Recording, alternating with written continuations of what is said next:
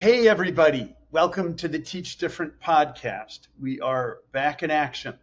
And we have, I believe, Steve, if I'm not mistaken, our fifth certificate holder from our spring pilot, a teacher who's gone through our certification program, learning the Teach Different method, applied it in her classroom, and lived to tell about it, is what we like to say, right? So Angela Escanilla is here, and we will introduce her in a moment and get her background and all the fun stuff. And then we will get in a little bit about her passion for teaching, where it comes from, some of that, and then move into a quote and a conversation. We have a really good one today from an anonymous author on risk taking, courage, and finding opportunities. It's actually got a lot of different themes in it that I think everybody is going to be able to relate to, young and old. Okay, well, Angela, welcome first of all to the Teach Different podcast, and thank you so much for participating in our spring experience. It was a pleasure working with you then, and now to have you back is like a bonus. So, if you just want to just give a little bit of your background and how you got into teaching and why. Sure. Hi. Thank you so much for having me. I have been teaching this is going to be my 10th year now, in the fall. And I teach in Unity Junior High School in Cicero, which also happens to be my former middle school. So that's always like a fun fact that I always like to start with, because it was almost exactly 10 years since I graduated 8th grade that I went back and started teaching middle school there. So I thought that was really cool.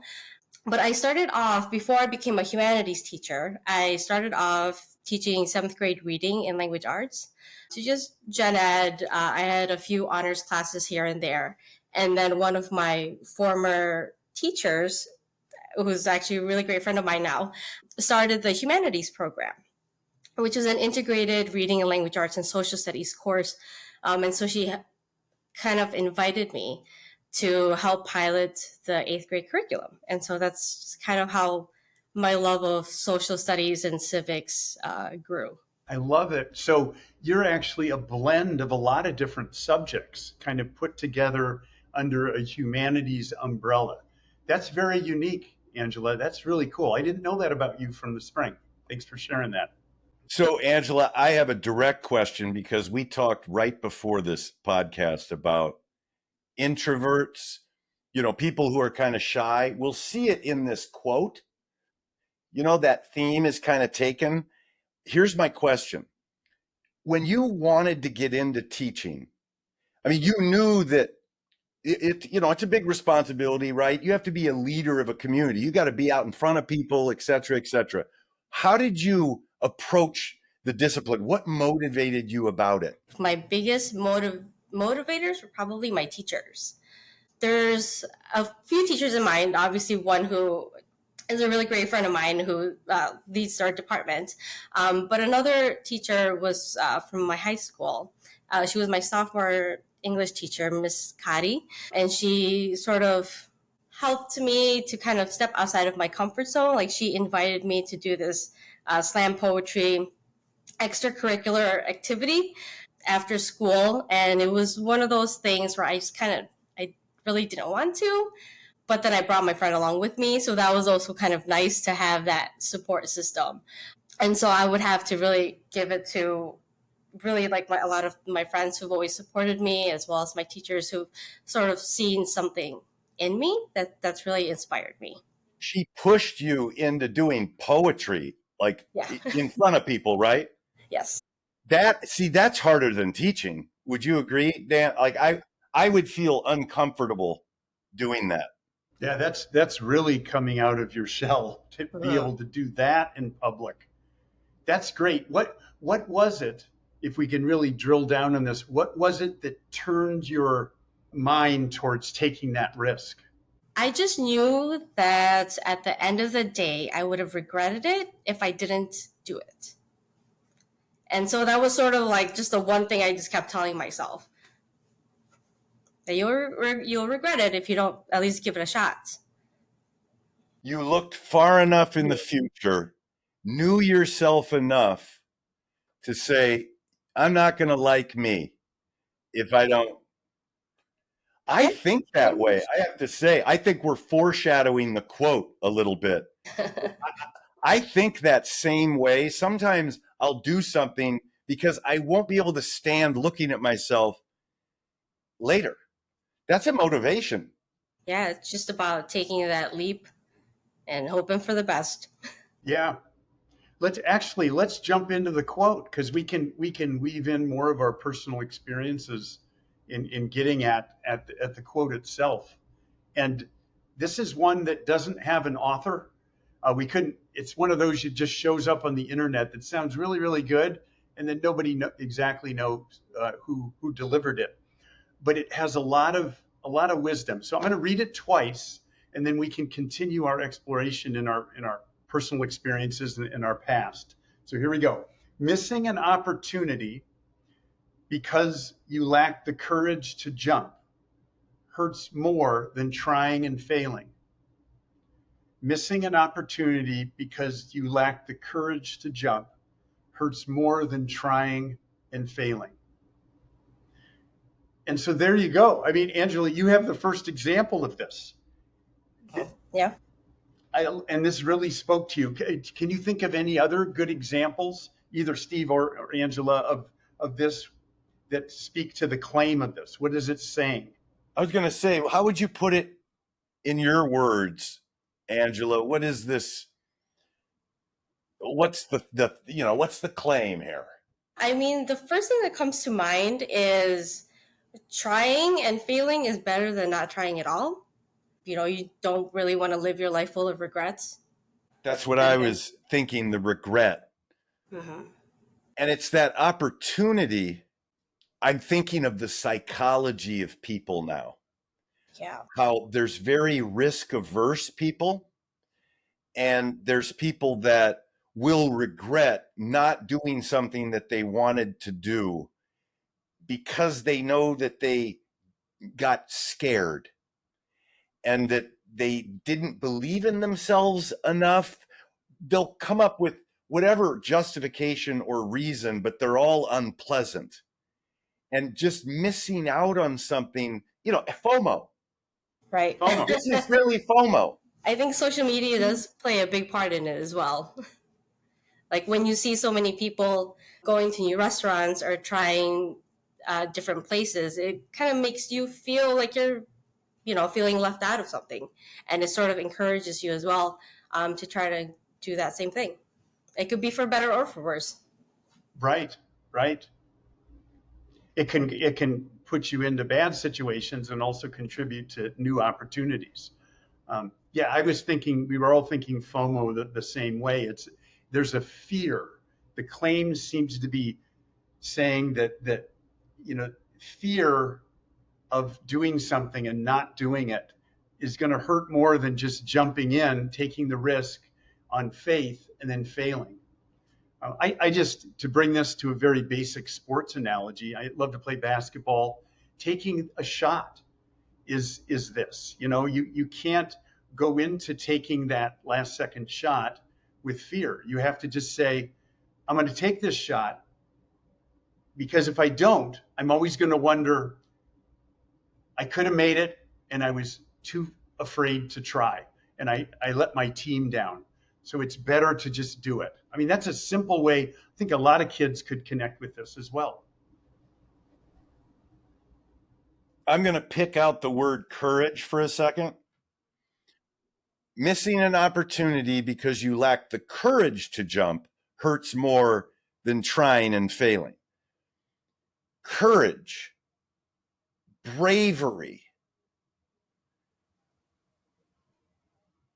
doing something even though there's a risk. There's something about that is driving this quote. And I don't know if I'm ready for the counterclaim. I just feel the counterclaim building for a moment, but maybe I'll even switch to an essential question for a moment. What is courage? And what kind of risks should we take because I think that there are some risks where I'm fine never doing it. Like I think it's good. I'm never jumping out of a plane ever. I'm never getting in a helicopter ever. I will get into an airplane, although I don't like it. But I'm Okay, just let's kind chew of, on the question then. What is courage? Is the question? I actually think the risk one is better. How do I know when I should take a risk?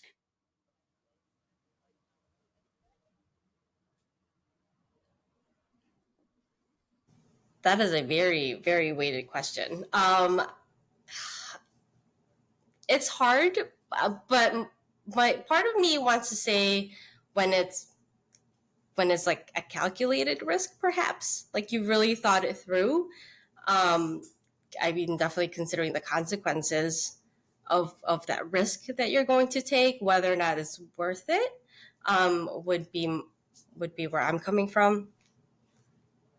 I like it. And for your example, Angela, with the poetry slam, right? That was a calculated risk to take. Or anything with public speaking, I think, is maybe a calculated risk. And so if it's calculated, then it's worth taking. Then that begs the question, well, what is calculated? Hmm. That I'm not sure. And of course, when you're jumping out of a plane, my question I ask everyone that's done that or wants to do it is, why are you doing that? Because you could get hurt. So what is it about jumping out of a plane that's making this worth it? I get your poetry slam one, Angela, like the calculation and the thought that, you know what, if I don't do this, I could really limit my career. I could limit my development as a person. Those are risks that I personally think are pretty serious. The risk of jumping out of a plane is to lose your life. I guess they're thinking, oh, the risk is I'm not going to have enough fun. Well, right. Yeah. For people who've done this, Steve, it's the thrill. Ashley, my daughter, has done this, skydived. Too bad. It's thrilling. It's amazingly thrilling and an incredible feeling to be floating through the air towards Earth.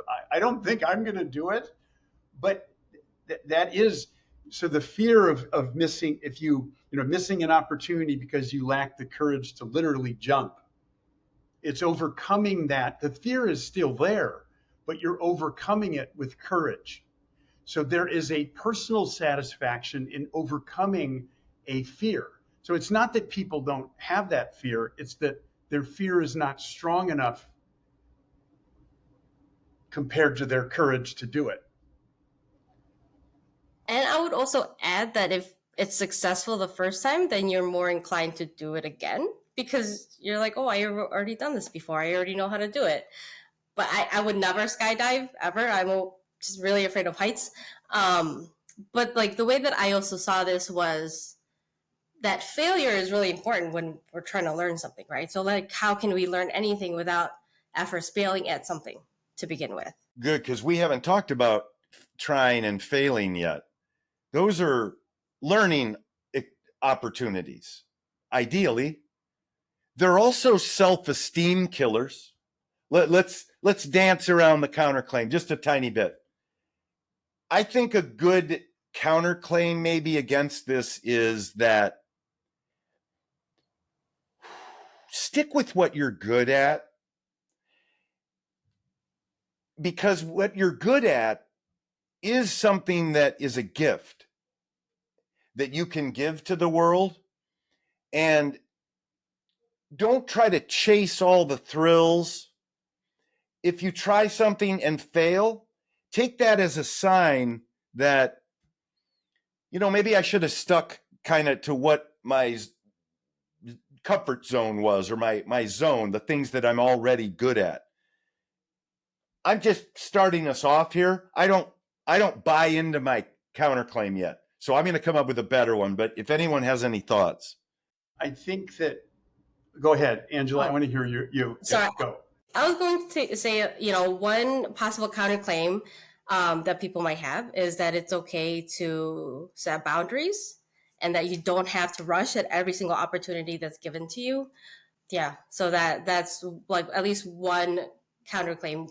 It's also, I think it's important for us to also understand where our boundaries are, because a lot of us are still trying to That's figure great. that out. Discernment, knowing when to take a risk, when not to. Not taking a risk, not having to show courage is good. Setting good personal boundaries for yourself, and that's healthy to do that. The other thing, back to what Steve was saying, hurts more than trying and failing. Trying and failing things can hurt a lot for certain people who are who struggle with finding lessons within failure. So for the type of people whose self-esteem is hurt significantly when they fail, then they might want to not do that as much. But if people have, the growth mindset, or however you want to say it, some people thirst for failing, trying and failing things. That's how they improve. For those people, go at it. So I think the counterclaim, the truth of the counterclaim depends on the type of person you are and how you process failure. Of course, if failure bothers you, you just got to do it a few times. Like desensitize yourself to it. But I guess there are personalities that really struggle and do lose. It's almost not worth it. They lose so much in their self-esteem and their self-concept that you do want to kind of help them with their strengths, and make sure that they know what they're good at, and you give them positive feedback, get them moving in the right direction. I guess some people would benefit from that. And I think it's also important that mentorship also exists, because we need people to be pushed, and we also need people to be the ones to do the pushing.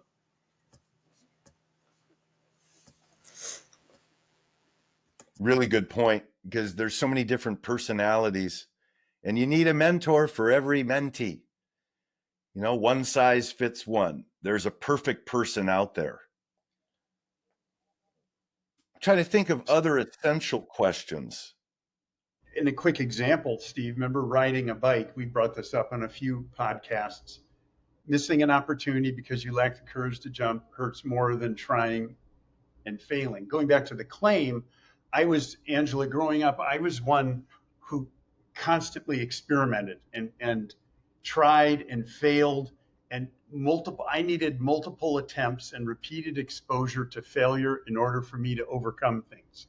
Where when Steve learned how to ride a bike, he was a little bit less experimental and more kind of, okay, I'm going to watch this a little bit. I'm going to jump in when you fall. Get to the point. Thanks. Yeah. So that was a little bit of a blend there. Now, it's not that you lacked the courage. I think you were thinking, I'm going to watch someone else fail and get a free lesson. Don't get me started. Very calculated. Yes, very calculated. I wasn't. Never mind. It worked out. We both know how to do, and I've fallen plenty of times on a bike, so I got paid back. But yeah, I guess it's a learning style. You could put it that way. Yeah, and don't set yourself up. Don't beat yourself up for not wanting or not being ready or being afraid of doing something. In a way, that's your spidey sense. It's your intuition. It's your self-preservation. It might be your discernment that is keeping you away from something that you should be kept away from. So I'm going to throw out another essential question, something like, how do we know if we're a coward or not? I guess it depends on how you would define a coward, right? You're right. It's going to get into all the criteria. Like, what are you looking at doing that is making you think you're a coward? And how do I know when not trying at all is the right thing to do? There's so many questions embedded in both parts of this. Missing an opportunity because you lack the courage to jump hurts more than trying and failing. Because again, sometimes not trying is the right thing to do because you have other things that you're really good at. You kind of mentioned this, Steve, and that it's a waste of time to do it. I did someone else have something real quick before I just, Angela, I'm thinking of like your classroom. You teach middle schoolers, right? Yes. How how does this quote connect to how you might talk with your middle schoolers about? That's a really great question, because I always tell them that I like when they make mistakes. And that's almost a direct quote. Almost every year, I always kind of give them the speech about growth mindset and how it's okay and that it's important to fail. And so I feel like I see this a lot with the middle schoolers that I teach, but also a lot of my colleagues who teach at the high school level, that there's this huge notion of not wanting to fail. And in this world of AI, it just sort of kind of goes into that too, that they use a lot of AI, and that they don't really want to use their brain muscles, perhaps because of fear of failure. So I do see this a lot, especially with the kids that I have post COVID. They're using AI more and more, Angela, to do things, and they're understanding how helpful it is. Yes. And it's also really a great teaching experience when they do get caught with AI, to teach them why it's not good to use it, because a lot of their answers were not correct or they weren't even, answering the question to begin with.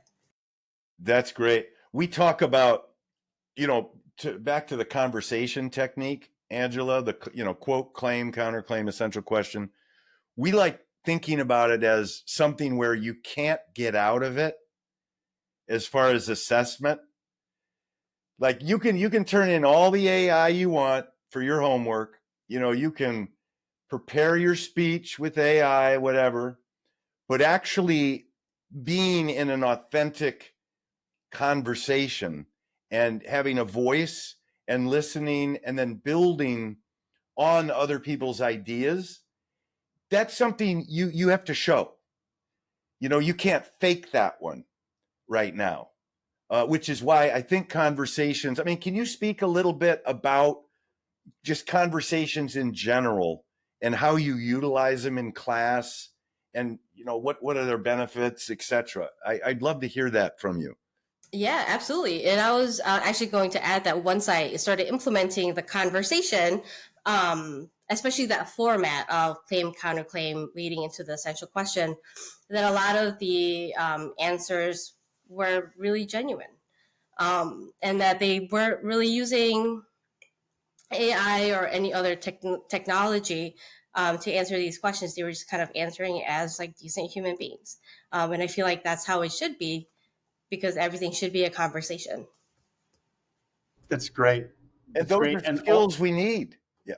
yeah, I was just going to also say, Angela, that in the when we did the exit interview with you in the spring, you mentioned something really interesting, that you found that the Teach Different method helped your quiet kids come out a little bit and say things and maybe take the courage to take some risks and to jump into things that they might otherwise not had. Do you want to comment a little bit on that too? Yeah, absolutely. I mean, I think it's the vulnerability of it all, that because we're all being so vulnerable, myself included, that it's okay for them as well. And so that was really cool. And especially, even if they weren't as talkative as other students, they were at least writing down their ideas. So there was also participation in that aspect. And this is actually really important, I think, because if you can engender a classroom or a group of people that are okay to be vulnerable, like if there's a comfort there that they're not used to, for instance, that will get participation. And I'm looking at back at our quote, missing an opportunity because you lack the courage to jump hurts more than trying and failing. If you've gotten rid of the stigma of feeling vulnerable and you actually do feel comfortable in expressing yourself, you really don't even have that. The fear doesn't emerge. It's more natural. You have the courage. You have the courage. You have the courage, and you have it almost innately. You're not overcoming the fear. You actually just feel comfortable. And here you go. You just shared a story about something very intimate, around a bunch of strangers, and you caught yourself. Like, my goodness, I didn't know I had that in me. Right. And I think it also helps to build empathy and, really seeing different perspectives. And also, you mentioned, Angela, that did you find yourself feeding ideas into the conversation with your students? I mean, did you open up as they opened up? Surprisingly, I think the first conversation, my students opened up more than I expected them to, and more than I did, actually. So they, like them opening up their own ideas, encouraged me to do the same. So it works both ways. That's really cool. That's As long great. as someone opens up, yeah, it doesn't matter. To get the courage from your students, that's beautiful. We're talking about it the other way around, right? The students are getting courage from us, but we gain it from them. That's a nice symbiotic relationship there. Yeah, and I think it also helps to encourage students to realize that they do have a voice. If they can see that they can encourage me to speak up, an adult, then they can do that for other adults, hopefully. Then they learn those socialization skills that make them more employable, and in addition to being such a human skill, being able to relate, it just makes you so much more ready to do anything. And back to Angela, you're in the humanities, so writing and thinking and history, and humanities is a subject area that's very conducive to conversations because it's a very human experience to speak with one another about things. Yeah. Yeah, I mean, everything we do revolves around a conversation, revolves around debates. So, and this, having the whole, starting with a quote, I really especially enjoy it because it can apply to everything throughout history, current events, their own lives, and it can be applied to everybody. Do you remember Jarvis, Angela, the story of Jarvis at the beginning of how Teach Different started? This kind of idea for a quote just because I needed to connect with the class the next day, right? I heard something so sad and tragic. Just had a podcast with Jarvis where he came up with his own quote, and we did it. that was a new one. Usually we're searching for them, but I was going to ask, just because, did you find yourself wanting to come up with your own quote to fit it to something that you were teaching, maybe? Or I always wonder what the backdrop is on how quotes are chosen, because there's probably so many different ways to do it. I mean, there are some times when I was introducing this with my students or doing this activity with my students where I would ask them how they would change some of the wording to change the meaning of it or the way that it could be seen as. So that was also like a really interesting take, sort of like an added extension activity after we discussed the quote. That was actually really cool to see what my kids came up with. Great activity. Just so great. And this is kind of next level, Angela, though. Once they get really good at it, you can have a few of them step up and actually lead the conversation. Now you want to talk about the courage to jump in and take risks. But with the right kid, as you can just connect with me here, obviously, with the right kid at the right time, they could lead this with their peers with structure and support. So, I mean, that's something to kind of put in your head to maybe try out. Yeah, I mean, definitely. I would love to try to implement that this year, especially since last year was really successful and I have a lot of really great student examples. To start that sort of as a beginning of the year, get to know you activities would even be better. Try to establish that routine as early as possible. And that way I can kind of get them to be in that leadership position to be able to lead conversations by themselves. That would be really great. You want your evaluator to come in during those experiences. Exactly.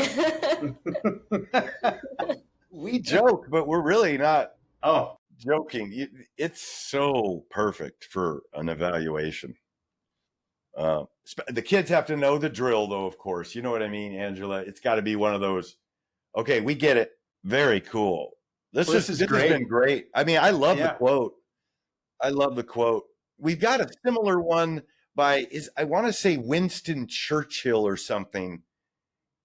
The one about it's the courage to continue that counts. It's not how many failures, it's not how many successes, it's the courage to continue that counts. Mm. Feels similar. Yeah.